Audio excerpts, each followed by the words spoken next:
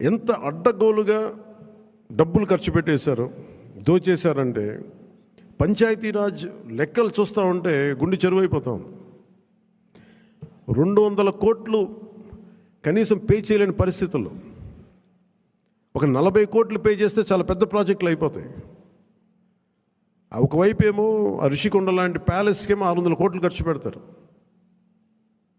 అది వాళ్ళ కోసం కట్టుకున్నారా, గెస్ట్ హౌస్లకి, అది వాళ్ళ కథ. అది కానీ ఎప్పుడు ఏది ఖర్చు పెట్టాలి, ఎంత ఖర్చు పెట్టాలి అనే విఘ్నత లేదో వీళ్ళందరికీ అనిపించింది.